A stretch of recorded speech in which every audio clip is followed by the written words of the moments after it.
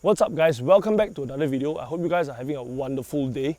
Today we're going to be looking at a Mitsubishi Colt Ralliart version R, right? So this car is quite rare in Malaysia. You don't really see much in Malaysia. There are quite a lot in Japan and Singapore, but not Malaysia. So it's quite cool. You know, you guys will check it out, it's quite cool. So I have a friend here that is a Mitsubishi fan. So he's going to be talking about the car on behalf of the owner since he's a bit shy, right? So alright, without further ado, let's go check out the car and let's go meet my friend right here. Hi, I'm Brian. I like Mitsubishi Turbo. That's about all you need to know.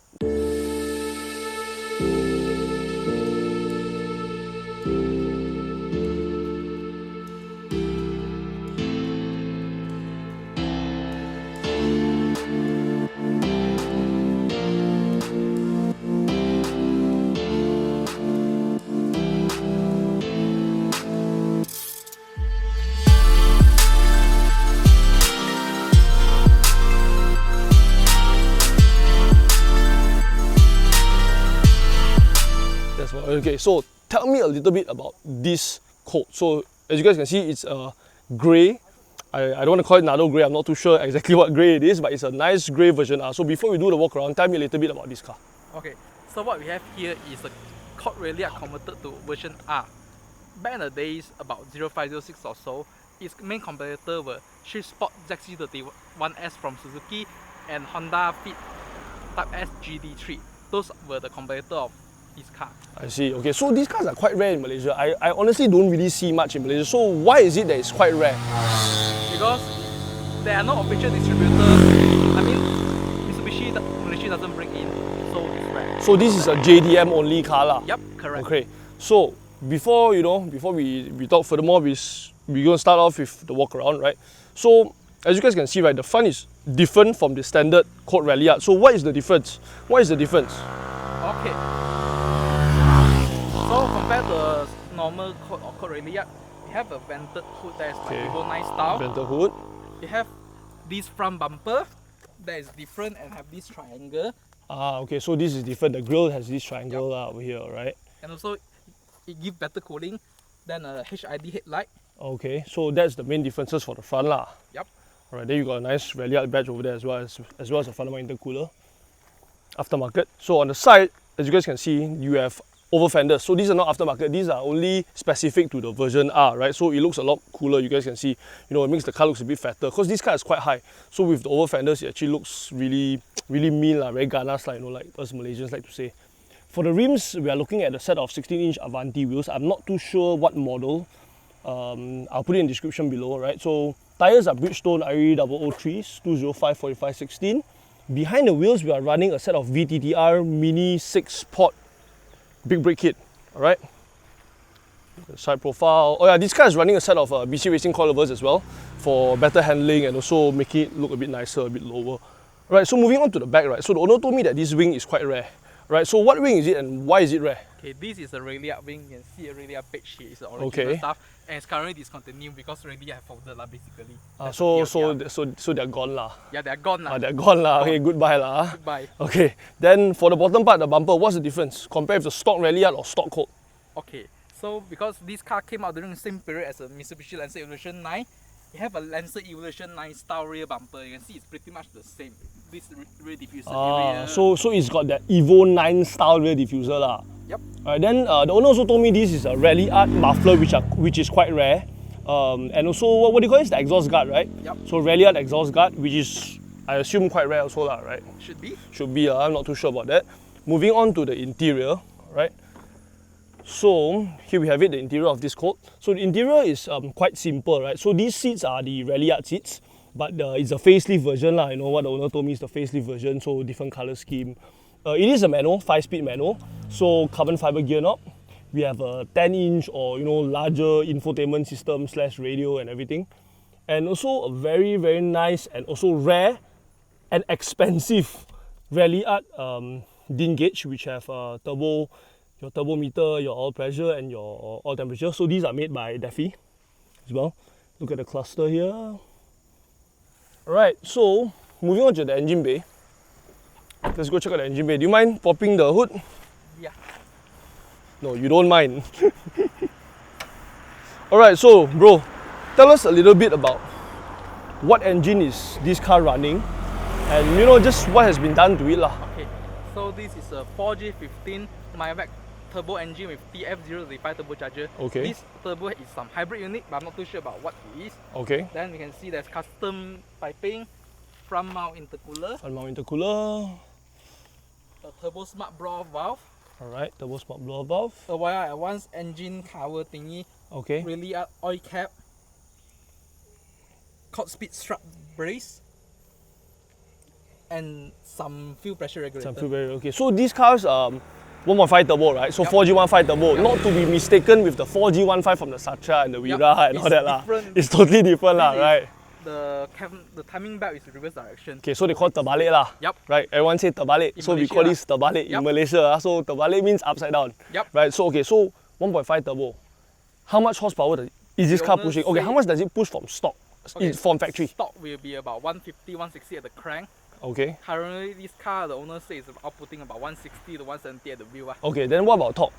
Torque, I'm not too sure. Not too sure, but we're looking at least 200 lah, right? Yeah, but 200 plus 200 ah. Newton meter for So sure. the gearbox is a 5-speed manual, right? Yeah, interesting fact. Okay. The gearbox is the same unit as for a Mini Cooper. It is a cataract unit. So what, R53? Mini Yeah, Cooper? yeah, Oh, okay. So 5-speed lah, Yep. right?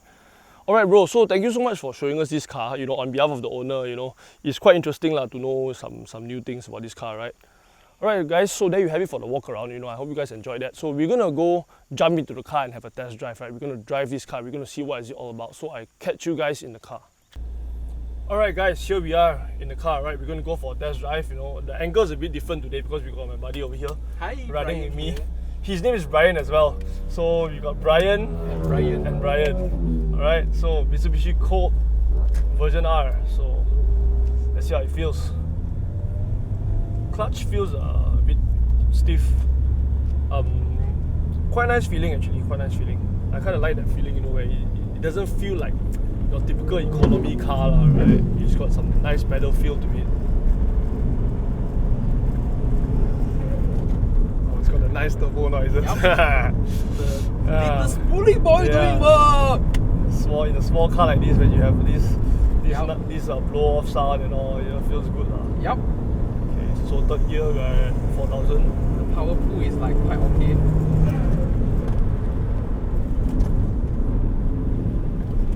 Not bad, huh? Ooh. Power pool is like very linear and it comes on reasonably hard. Like, it's not a 2-liter turbo Ooh. type hard. Not It's like- bad, man. Yeah, weh. This thing, I think you can tell you have like 1 centimeter at the wheel. Yeah, it pulls pretty hard, to be honest, guys. It actually pulls pretty hard. It's nice, it's nice. Handling is not bad. BC Racing coilovers. Oh, the response out of the corner is so nice. Third gear 3000, right? Mid corner. Gradually flooring it. Pulls you out so nice. I think in this kind of toge roads, right? We call it toge roads lah. Toge roads like this, I think it'll be a very fun car. Yeah. I think you can keep up with a lot of bigger cars. Yep. Because 170, 180 horsepower. How heavy is this car? 1,100? 1,100 kilos? I think. So like 170, 180 horsepower. Let's talk about to the wheels, you know. Yeah. Pretty good power, man. It feels very torquey as well. Under 3,000, not so much. Above 3,000, that's when you can, you know, turbo starts spooling up. Feels good. It feels a bit tall as well. This car feels a bit tall, Yeah, right? it's an econo box. Yeah, So I mean compared to like the Swift, right? You feel like the car's a little bit smaller, so you sit lower to the ground, right? This car probably a little bit higher, but with the coilovers, I think not much of an issue lah. BC Racing coilovers, a little bit stiff, but I think that's what makes the driving experience a lot better lah. I think if this car had like some full buckets, it would be perfect lah. Turning radius is not that great lah. that's a common trait. FF performance car, Yeah. all of them suffer from the same thing, so you can't complain about that. Okay, so we're gonna try first gear 3000 full Okay. throttle. No torque still. Woo. Oh man, it's fun. Yep. Handles And well. fun too. Okay, now it pulls. A little bit of torque still there out of the corner, but nothing too crazy, right? Yeah. Nothing too crazy. Brakes are decent. VTTR 6-pot, so quite decent brakes. Out of the corner again. Woo! Damn. On the corner, That guy is dangerous. Yup. That guy is dangerous. Second time today when I came here, the same thing happened. Same thing happened. I tell you, Yup. these guys like Overtake in a blind corner. don't overtake in a blind corner, guys. Yeah. Especially with girls driving these kind of roads. Don't Yeah. overtake in a blind corner. It's dangerous, lah. You know. And those are normal people. I'm not the car enthusiast. Yeah. Drive like idiot. Yeah. So how's the handling of this car? Or how do you feel the roll? I feel you definitely feel a little bit of that body roll because it's quite high, but overall quite sharp. I can feel the body roll as well. Right. But it's not like very bad car roll. It's just gradually roll. It's like you transfer a bit, tip in a bit, and just like hold that kind of thing, right? Yeah, I mean, as long as you get the lines right, don't fly it out too early, of course, right? Front wheel drive turbo cars. So especially if you don't have an LSD, I would say don't fly it out so early, lah. You know, if not, you get the kind of push wide, right? As per most front wheel drive turbo cars.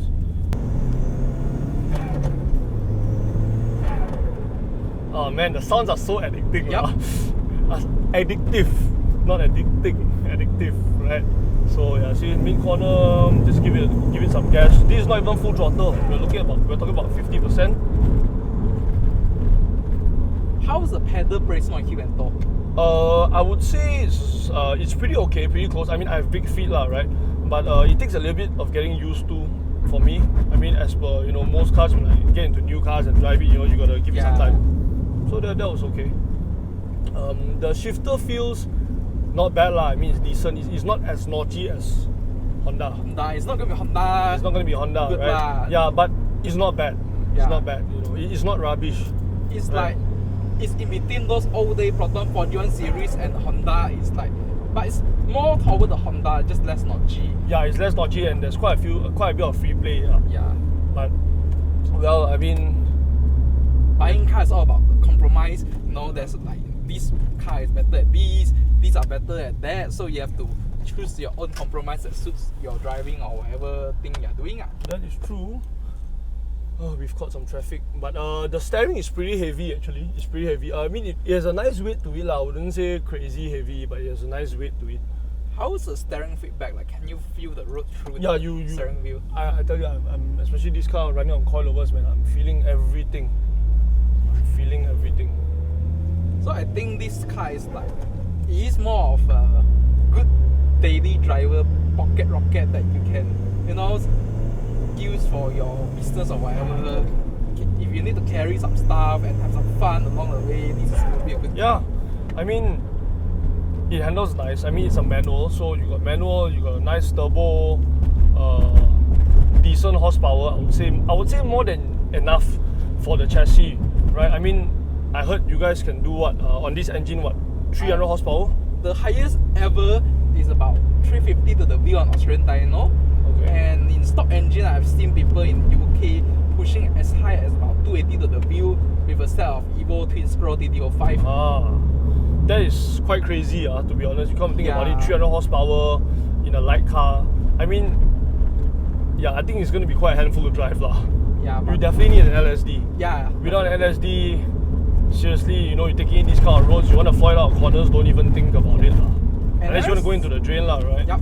LSD is not that hard to source. You can just buy a Mini Cooper LSD. You can buy like there's M Factory, OS Eden, Quave. They make LSD of this car. I think Wave Track as well. Yeah, I think with this kind of power levels, you don't really need an LSD. It's just nice. Like I said, you fly out corners, you don't feel the front end pushing out. But if you're running, I would say 220 horsepower. I think it's better to just get LSD, right? I mean, you want to enjoy the car, man. You want to bring it on track. Yeah. You want to drive it on toge. You want to follow the big boys, Yeah, if you have the budget and drive this car, just go for Quave or M Factory helical LSD. Those are quite daily friendly because helical LSD doesn't have additional maintenance. It doesn't clunk, even though it doesn't lock as hard as a clutchback LSD. Yes, a clutchback LSD lah. You only get clack kind of thing. Then for a daily car, you don't want a clutchback LSD. Yep. Especially when you're driving in jam. Yep. It's annoying lah, right? It's annoying lah. So okay, back to the car. Feels good, man. I like it, to be honest. Yeah, me too. Handling wise, it's good. Yeah, it's good. It's not great, it's good, but the power is nice, man. The power is nice lah. Like you just go on the pedal, you know, you feel the boost kicking in, you get the noises. So you have drive during the production of this video, you drive 3 Sports, Taxi 31S, a few 2 Jazzers. Yeah. So how will you compare the handling of this car to them in terms of like steering feedback, the roll feeling, the road holding ability, and this kind of thing? I would say like the Swift is until now, you know, based on the past few cars that I've driven, the top of my list, like, because that car, it handled really well, to be honest. It was predictable. It was very direct, very nice. I mean, that car was running spherical bushings as well for the lower arm, right? So makes a difference. This feels quite similar to the Jazz, I would say. For me, it feels quite similar to the Jazz. Just that it's, like I said, you know, I feel that the center of gravity is a bit higher due to the height. But overall, I think where it lacks of handling, it makes up for the fun factor with the turbo, right? So you don't get those kind of performance in those cars. So to sum up, a conclusion is simple. If you want your life with a small spoolie boy, this is the one to get. Yeah. If you only want to, like, you know, all you do in your life is like tailgating everyone in toge with a little car, you might want to go a straight spot for that. But the moment you encounter traffic, this is a bit easier to overcome traffic because of the wider power band. In the straight spot ones, you're out of like over like 4,000 RPM, like and it's quite responsive as well. Yep. So I would say, I mean, this is not a comparison video, but I'll say if you were to compare, I think both cars have its own traits, right? Yep. I would say certain people prefer this, certain people prefer that, right? Anyway, like I said, you know, in the Swift video, we will be reviewing another Swift Turbo. This time Swift Turbo. Alright, so the car is being done right now. So I'll tell you guys why it's being done right now, because there were some small issues that happened lah. So we'll do that review soon when it comes out. So then maybe it will be a closer comparison to this car. Right, so it's a Swift 1.6 turbo, bolt-on turbo, maybe make it about 160 wheel. Let's not tell them too much lah. Right, just wait for the video. You know, if you guys haven't already subscribed, you know, hit the subscribe button. We're gonna have more content. So draw a conclusion from all the stuff, info, and all these driving impression and provide. Draw a conclusion. For me personally, I would actually buy this car in the future lah. But I'm Mitsubishi fanboy lah, so that doesn't count for much lah. You? What about you? Oh man, that's a hard choice, man. But if I had a day, dude, if for daily lah, okay. If you guys didn't know, hold on, I'm enjoying this corner right here. Okay, if you guys didn't know, I actually really like the Verison-R. You know, back 5 years ago, right, when I saw it, I was like, wow, sporty, you know, because it's got the oval fenders. I don't know, man, it just has that presence to it, right? So if you give me out of those 3 to choose one car, right, for daily, right, we're talking about, and maybe toge and occasional track driving, I'll take the Verison-R because it's turbo and it's unique in Malaysia. It's cool lah. I mean, I don't know if we can call it a baby Evo, but a lot of people call it a baby Evo, right? I would consider it as one. Let's call it a baby Evo lah, right? I mean, Mitsubishi Turbo Ralliart, right? So baby Evo, I think sounds about right. Baby Evo sounds about right lah, right? So, okay, before we end the video, right? So let's talk about cost. Okay, so let's say if you know in Malaysia it's rare Verison-R So let's say if I get a Ralliart like this. So okay, wait, the Ralliart comes with a turbo engine as well, same as the Verison-R, right? But CVT gearbox. CVT gearbox, okay, minus all that Bodykit and whatsoever lah. So let's say if I get a Ralliart now, how much would I be paying for a Ralliart? You'll be looking about give or take 30k lah, plus minus a bit. Plus minus 30k lah, let's say 30k. So if I want to convert it to a manual like this car, by the way, this car has been converted, right? It's not the original Verison-R, it was a Ralliart that has been converted to a Verison-R, right? So manual gearbox, let's say manual gearbox and the full Verison-R treatment, the Bodykit and everything. So how much extra do I have to pay? The owner told us that budget about 10k for all the parts. About 10k lah. So you buy the car for 30 grand. You top up another 10 grand to swap it to a manual gearbox and all get the full Verison-R Bodykit and paint job, you know, maybe touch up behind there, like front mount intercooler, exhaust system and stuff like that, right? Looking at having a very cool daily with power and Mitsubishi reliability for about 50k, and all the body panel are actually cheap because not much of people play this car. I mean, not much of people want to pay a lot of money to run this car. So overall, it's still quite cheap. It's a good value buy let's say affordable lah. Yep. Alright, so to my surprise, so it was quite affordable. The parts, you know, like he was telling me, owner was telling me what lights are what 400 bucks. 300 bucks. 400 ringgit. You know, I mean, not bad. I mean, but okay lah. Then again, you guys have to be enthusiasts to appreciate this car. I mean, I would say it's not common, right? Yeah. So you have to be enthusiast lah. And of course, being a rare car, let's say when you get into accident or something like that, I mean touch plastic, it's going to be a more troublesome process and longer definitely. repairing. Because some people will be like, you don't know, I have a Colt. What is a Colt? Yeah, exactly. What is a Colt? You know, I don't know what's a Colt. I've never seen it before. Okay, never mind. Anyway, we're gonna end the video right here. Alright, so thank you so much for joining me. No problem. I'd like to thank the owner for coming out as well. So first time meeting him, friend of Brian. So he let me drive his car, let me do a review on it. Thank you so much. So, alright man, we're just going to end the video right here. You know, I'd like to thank you guys one more time for watching this video. So last but not least, don't forget to like, comment, subscribe. See you guys in the next one. Goodbye. Bye.